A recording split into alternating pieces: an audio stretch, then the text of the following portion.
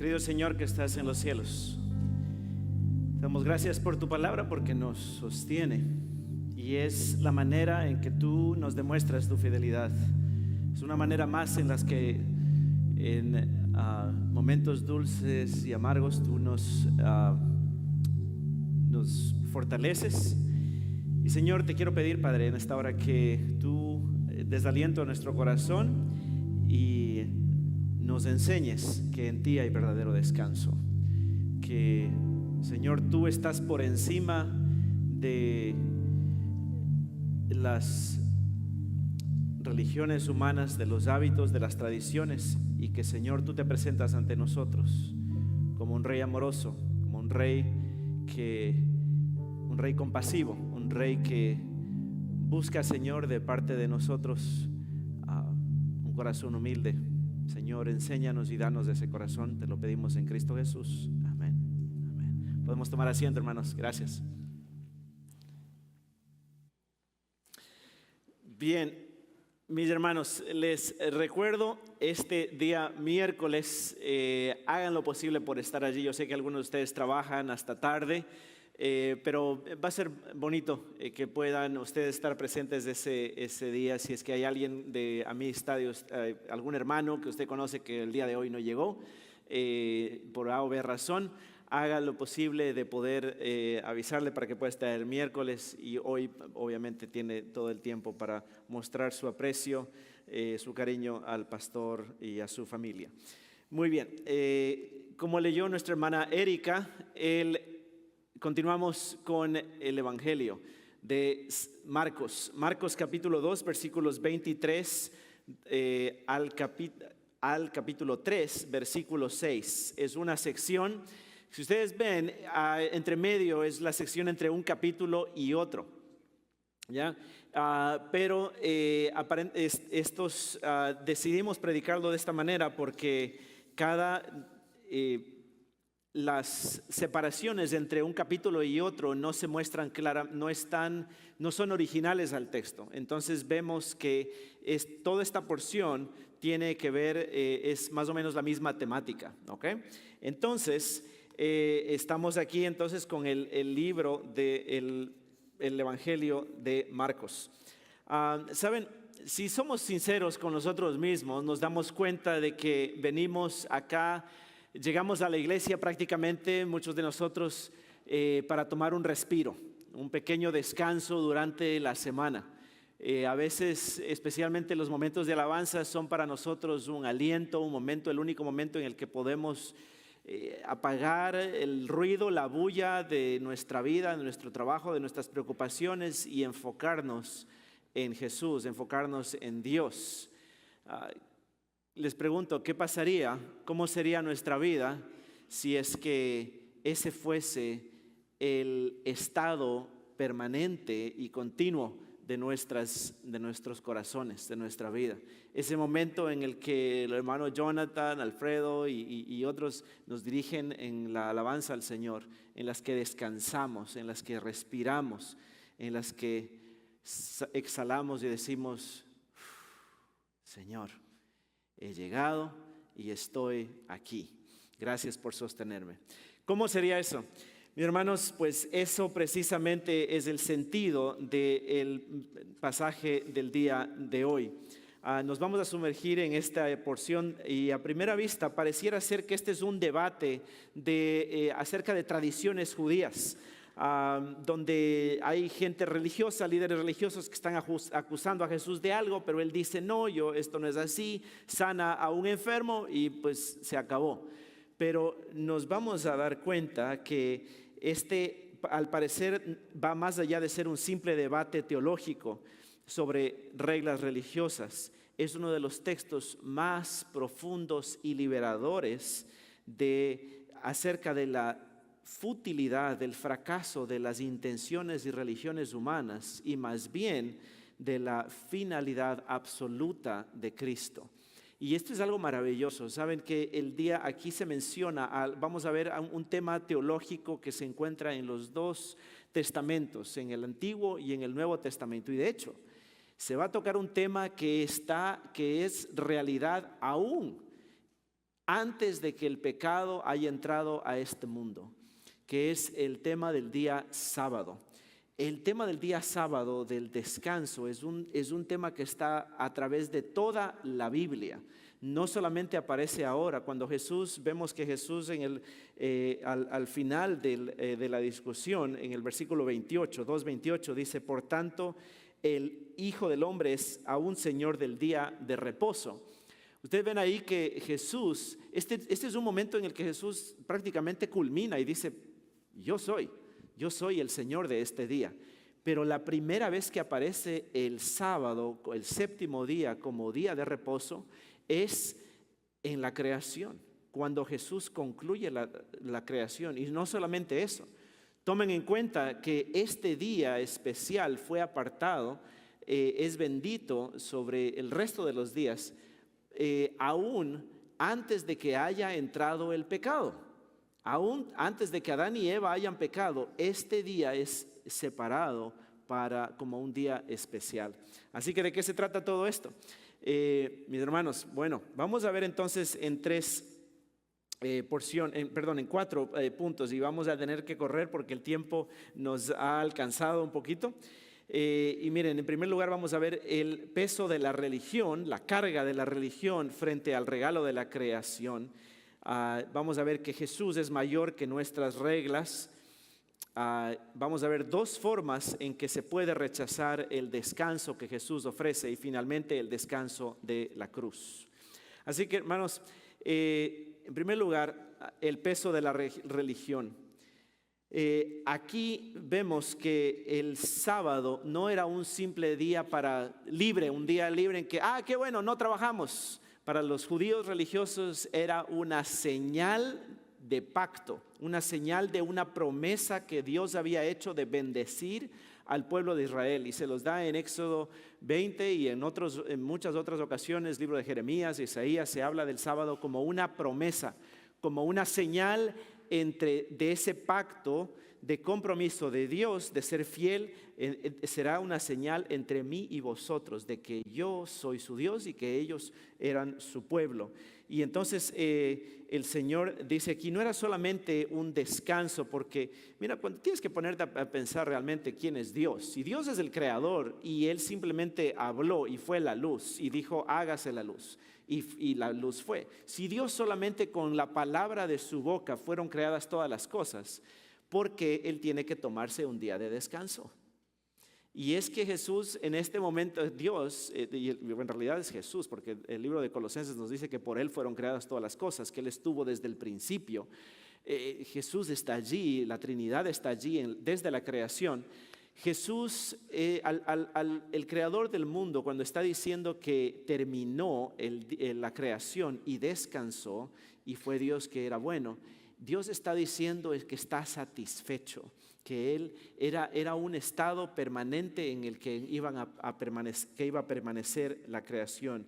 Y su obra, que puede dejar de contemplar y decir, es buena. Era un estado, era casi, al decir que había descanso, era como si prácticamente le estuviese diciendo: hay un shalom, es un shalom, es paz. Que por cierto, algunos sabemos cómo la ciudad de Jerusalén quiere decir es la ciudad de la paz, Shalom, Jerusalén, que es la paz. Y ese es un símbolo que está totalmente atado a quien Dios mismo es. Y entonces aquí, ¿qué es lo que sucede? Vemos la historia. Jesús está andando con sus discípulos, y los discípulos y los fariseos ven que los discípulos tienen hambre. Y los discípulos agarran unas espigas, el trigo. ¿Quién de ustedes ha probado el trigo recién arrancado de las espigas? Y se ha comido un poquito, es como es medio hasta sabroso, es casi como una nuez. Y ese sabor, y eso es lo que están haciendo los fariseos. No los acusan de robar, por cierto, porque no estaban robando una hacienda ajena, porque era legal que si es que alguien tenía hambre, tenía el permiso legal en las leyes levíticas para consumir de eso para que nadie pase hambre. Tampoco, nota una cosa, Nadie le está acusando a los fariseos, que eran los religiosos de su tiempo, los líderes religiosos de su tiempo, los más conservadores, los que decían nosotros somos la mayoría moral, somos los que estamos aquí por los valores familiares, los valores de la religión. Tampoco están acusando a los discípulos de Jesús porque mira, ya aprendieron el tractor, ya aprendieron el combine y están cosechando y están armando la tremenda faena. Nota de qué se está acusando a los discípulos.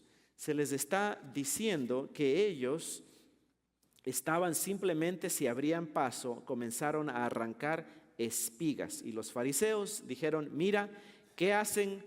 Mira, ¿por qué hacen lo que no es lícito en el día de reposo? El día séptimo debía haber sido para descansar del trabajo y ellos tenían hambre y agarraron un poquito en su boca para comer.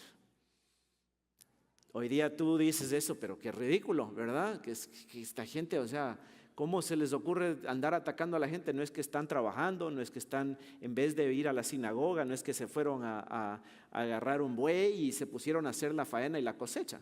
No, simplemente están tomando algo para comer porque tenían hambre. Y entonces aquí hay un suspenso que ocurre y dice, Jesús les contesta y les dice, ¿nunca han leído lo que David hizo cuando tuvo necesidad y sintió hambre, y él también y sus compañeros, cuando entró en la casa de Dios en tiempos de Abiatar, el sumo sacerdote, y comió panes consagrados, que no es lícito para nadie comer sino los sacerdotes, y dio también a los que estaban con él? Y entonces aquí Jesús prácticamente les está diciendo, no hace simplemente algo para referir, para decirles, mira, aquí está mi prueba por qué esto es lícito, sino que les está diciendo, miren, estas reglas que ustedes han puesto, hay un precedente aquí. El rey David, el líder de la mayor dinastía de Israel, cuando el reino de Dios estuvo mejor, cuando el reino de Israel estuvo mejor, el rey de Israel alguna vez tuvo hambre y llegó a los panes del templo y consumió él porque tenía hambre y se lo dio a los que estaban con él también. Y entonces, miren hermanos, hay algo quiero que entiendan qué es lo que está pasando aquí. ¿Cuáles eran estas reglas? Porque dicen, miren que no es lícito hacer lo que está aquí en el sábado, en el día de reposo. Y lo que está diciendo, lo que hacían los fariseos, el mandamiento de ir a adorar al Señor, de descansar de trabajar, el ritmo natural de 6 días trabajar y descansar un séptimo es normal.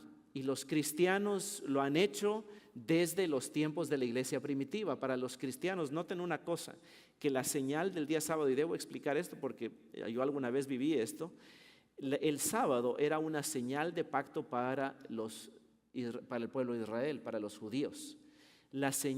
Cuando Cristo viene, y vamos a ver cómo concluye este tema, porque Jesús dice, y el Señor es el día de reposo. Cuando Jesús llega y después de la cruz, el Mesías llega, esa señal ya no permanece, ya no está. Y por eso es que la iglesia primitiva, aún en los tiempos de los apóstoles, empieza a congregarse el día domingo en celebración de la resurrección de Jesucristo, desde los días de los apóstoles. Tenemos registros fidedignos de los discípulos de los apóstoles, donde ellos mismos hablan y dicen, miren, ¿saben qué? Algunos se va a hacer que uno es del día sábado, otro va a decir que es del día domingo. Para nosotros los que fuimos criados judíos, pues vamos a seguir congregándonos ese día aquí en la sinagoga, pero aquellos que nos ha llegado la novedad de vida, esta vida nueva, el día después de que, y no somos judíos, no estamos obligados a judaizarnos, no estamos obligados a circuncidarnos ni a guardar todos estos reglamentos, porque Cristo ha cumplido estos reglamentos por nosotros. Es la señal, Él es el cumplimiento de donde todos estos reglamentos apuntaban. Y entonces ellos, los cristianos primitivos, se congregaron el domingo desde ahí en adelante. Pero ese principio de un día a la semana permanece. El principio del descanso, porque es una señal de que de que Dios está satisfecho con la obra, de que estamos satisfechos con la obra que Dios ha hecho por nosotros. Ahora, ¿qué es lo que estaban haciendo estos señores? Estaban diciendo, mira, existe un mandamiento, el día séptimo, y dice, no se debe trabajar el día domingo, pero ¿qué es considerado trabajo? ¿Qué se considera trabajo? Y vamos a darle vuelta entonces. Y entonces empieza a decir, bueno, será trabajo. ¿Y qué es lo que hicieron? Inventaron 39 reglas para no quebrantar el sábado. Solamente podías si se rompía una parte de tu ropa, tu mamá o tu abuelita podía echar solamente una puntada con el hilo y la aguja. Si es que caminabas, no podía ser más de 800 metros para no quebrantar el reglamento. O sea, era una regla más allá de la regla. Por ejemplo, es como si yo te dijera, puedes acercarte, es prohibido pararse en esta plataforma. Por si acaso no lo es, ¿no? Pero es una ilustración. Es prohibido pararse aquí. Y entonces dice, pero bueno, para respetar bien, no te pares en las gradas, por si acaso, para que te asegures. Y entonces mejor hagamos otra cosa, nadie es prohibido que todos estén en las primeras bancas, para que, por si acaso, para cuidar al mandamiento. Y ¿sabes qué? Mejor toda esta primera sección, están todos en pecado, protejamos el mandamiento y más bien sentémonos todos atrás. ¿Te das cuenta cómo una cosa lleva a la otra? Una regla inventada lleva a otra inventada, y cuando te das cuenta, estás dictaminando y observando quién es el que no cumplió con el mandamiento y quién no ha obedecido como tú crees que debían obedecer. Quién no ha sido fiel de la manera que tú creías que debía ser fiel. Y entonces ellos inventaban y llegan al punto de decirle a Jesús, ¿por qué tus discípulos están haciendo algo que no es lícito el día del Señor? El día domingo, el día sábado. ¿Por qué están haciendo algo que no es lícito? Y entonces, ¿cuántas veces cada uno de nosotros tiene ciertas reglas? Y a veces estas reglas son buenas, son reglamentos, pero debes entender un consejo para los padres aquí que tienen reglas a sus hijos. Si tienes adolescentes, ¿a qué horas le dices y que manejan, no? ¿Y a qué hora le pones tú las reglas que lleguen a casa? ¿A las 8? ¿A las 7? ¿A las 10? ¿A la medianoche? Tú eres el padre de familia, tú eres la madre de familia, tú decides cuándo le pones. Imagínate si yo llego a tu casa a las 7 de la noche, tus hijos no están allí y yo te digo, caramba, ¿qué pasó? ¿Por qué no han llegado tus hijos y están haciendo lo que no es lícito y no se comportan como hijos buenos tuyos? Imagínate si yo me pongo a dictaminar y a montar por encima una tradición que no corresponde, que no está allí. Tú dices, mira, y para darte una pauta que me ha ayudado mucho a través de los años, para desenmarañar la montaña y el cerro de legalismo en el que en algún momento yo estuve, en el que crecí, el cerro de reglamentos y de cosas. Los principios son unos, los principios son una cosa, pero hay otra cosa que se llaman las normas o los estándares. Las normas cambian con el tiempo y el lugar. Tú decides en tu tiempo y tu lugar para tus hijos. Está bien que tus hijos lleguen a las 10 de la noche y tú les das llaves para que lleguen a las 10 de la noche. Eso será válido para tu familia, pero para otras familias, ellos dicen, no, en mi familia llegamos a las 7 de la noche. Varían los estándares con el tiempo y el lugar. Pero ¿cuál es el principio? Que en esta familia hay orden, que nadie se manda solo, que debes llegar a tu casa y debes respetar esta casa.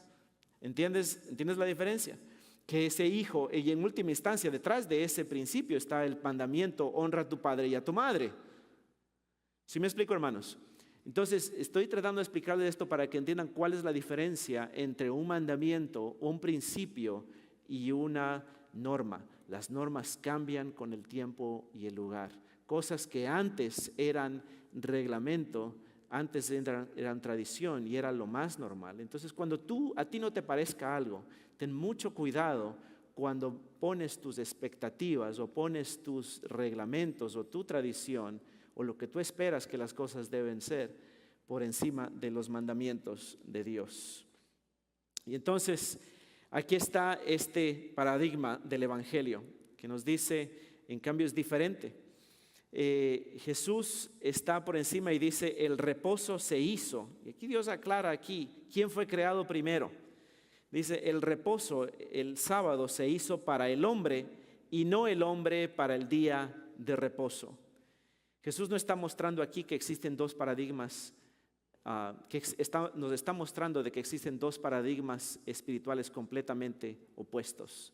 El paradigma de la religión y el que es la ley moral, que es una carga que esclaviza, y el paradigma del Evangelio. Si tú pones las reglas por encima del ser humano, ¿qué pasa? Estás cambiando el orden en que fue creado. Si tú ves, el libro de Génesis te dice, el primer día Dios creó la luz, en el siguiente día Dios crea, y así va por todo lado. El día sexto crea al hombre, y cuando crea al hombre, entonces le da un regalo, el regalo de la comunión con Él, el regalo del descanso, le da el día de reposo. No al revés, y por eso es que Jesús les dice ahí claramente, el día de reposo se hizo para el hombre y no el hombre para el día de reposo. Tú no vives, cuando tú operas del lado en que las reglas van primero, estás diciendo, yo obedezco, por lo tanto Dios me acepta. Estas reglas son primero, entonces voy después. Y si vives bajo ese sistema, el propósito de tu obediencia es asegurarte a ti mismo de que eres una buena persona.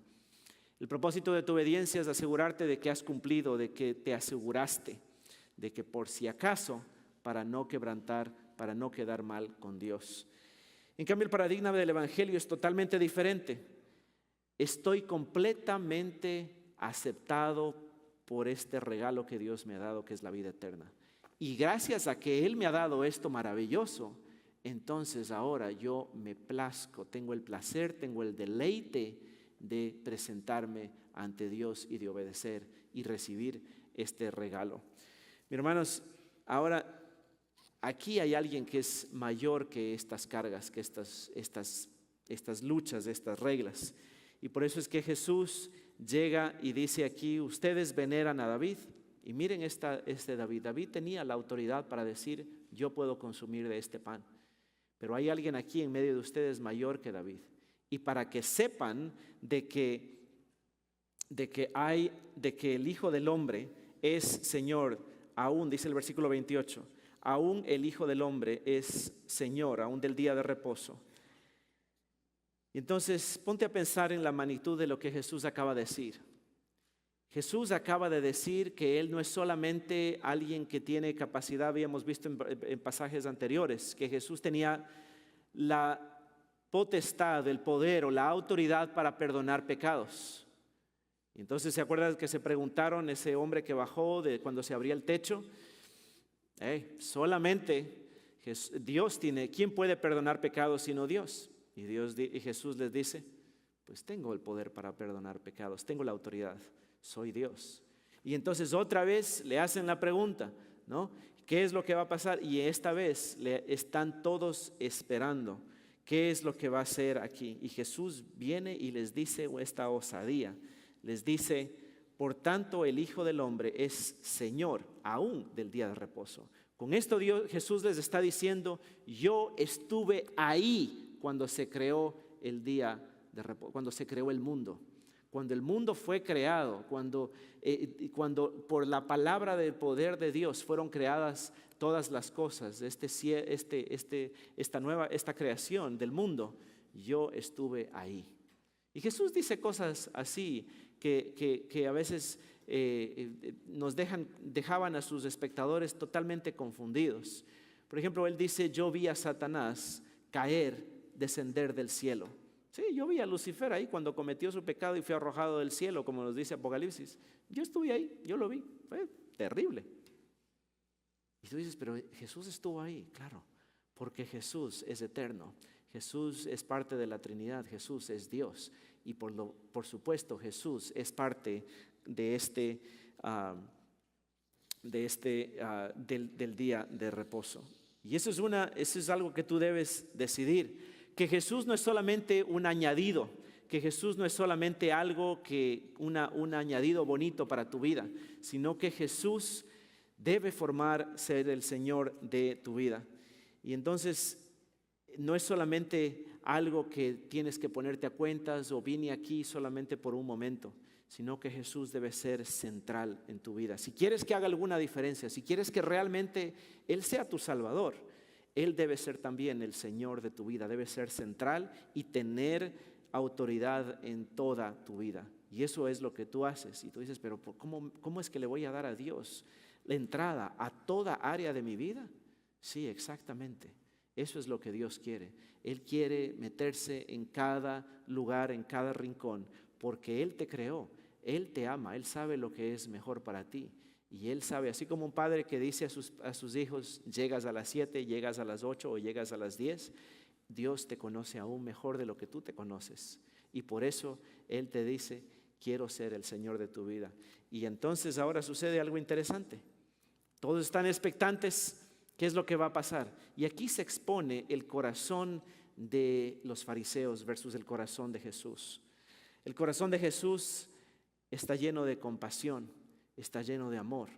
Se comporta con las personas con ternura, con todos, aún con esos fariseos, aún con los que han cometido errores, los que han cometido pecados.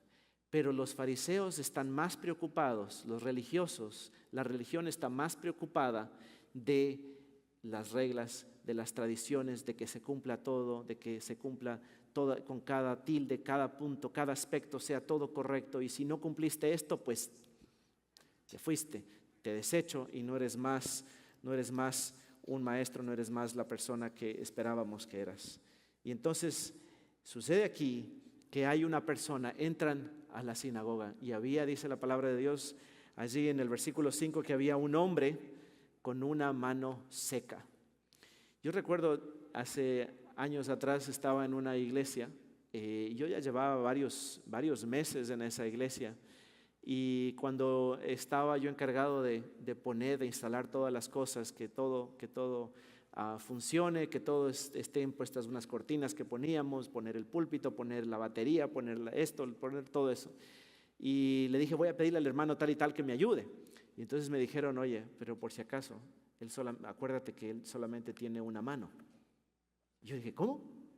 Sí, dice, ¿no te has dado cuenta? Le digo, no tengo idea. ¿En serio? Sí, me dice, pero mira, fíjate bien. Y claro, coincidió que la esposa me invitó me invitaron un día a un almuerzo, y entonces nos fuimos a la yarda atrás, al patio, y entonces lo veo a él que está así, ¿no? Y está conversando, pero está con su mano aquí, ¿no? Y hablaba, y nos decía, Y cuando bajo la mirada, él tenía un bracito, una mano, que era todo por aquí, una prótesis. Y era igual así, de piel oscurita como yo, igual él tenía su piel oscurita y su manito era así de prótesis, del mismo color de la piel. Y entonces le digo, hermano, cuéntame, ¿cómo fue que usted llegó a tener esa mano? Dice, cuando era niño tuve un accidente y allá, dice, de mi país no había el cuidado médico y pues tuvieron que cortarme, me amputaron el brazo y ahora tengo esto, dice, y sirvo bien. Y entonces uno ni se daba cuenta porque él estaba así. ¿Y por qué les cuento esta historia? Porque una persona que tiene una discapacidad, que tiene una deformidad, alguna cosa que siente que no es ideal, no quiere exponerse. Cuando la semana pasada tuve un raspón aquí en mi nariz, y entonces, ¿qué fue lo primero que hice? Me puse una gorra, ¿cierto? Para que no se note. Pero mira lo que hace Jesús. Jesús le dice, ponte en el medio. Ponte en el medio. ¿Cómo reacciona ese hombre? ¿Qué temor debe haber estado delante de él? No quiero que me vean, no quiero que se exponga mi mano. Él sabía que toda esta gente estaban ahí y que estaba siendo utilizado, que era una marioneta para que estaban usando los fariseos para acusar a Jesús. Y Jesús le dice, ponte en el medio. Y entonces este hombre reacciona y dice, pues aquí estoy. Se pone en el medio y Jesús le dice, extiende tu mano. Y su mano, realmente era arriesgarse a obedecer y exponer su debilidad ante Cristo. Y este hombre fue sanado. Pero mira qué increíble ver cómo se cierra esta sección del libro de Marcos. Versículo 6 dice, pero cuando los fariseos salieron, enseguida comenzaron a tramar con los herodianos en contra de Jesús para ver cómo podrían destruirlo. Y este versículo resume la intensidad de esta sección, porque en vez de alegrarse porque hay alguien que está con su discapacidad, que no tiene su mano y hoy puede levantar sus manos y decir, mire, y hacer uso de sus manos, en vez de alegrarse por eso, ¿cuál es la reacción de una persona religiosa que está amparada que vive por las obras, que vive todavía con el antiguo pacto, que todavía no ha recibido un nuevo nacimiento verdadero? Una persona que sigue, o quizá ha nacido de nuevo, pero sigue viviendo por la carne, como dice el libro de Gálatas. Empezó por la gracia, pero dice, la santificación me corresponde a mí, la santidad me corresponde a mí, y no vive por la gracia. No puede ver la gloria de la majestad de Jesucristo delante de ellos. No puede ver la belleza del corazón de Jesús sintiendo compasión. Quiero que veas, ¿qué es lo que pasa cuando Jesús sana a este hombre? ¿Qué es lo que hacen los fariseos? Se unen con los herodianos para matar a Jesús. Jesús, al sanar esa mano que no estaba bien, está firmando su sentencia de muerte. Y lo terrible de esto, mira la maldad de esta gente. Y esta maldad está en semilla en tu corazón si no vives por la gracia de Dios.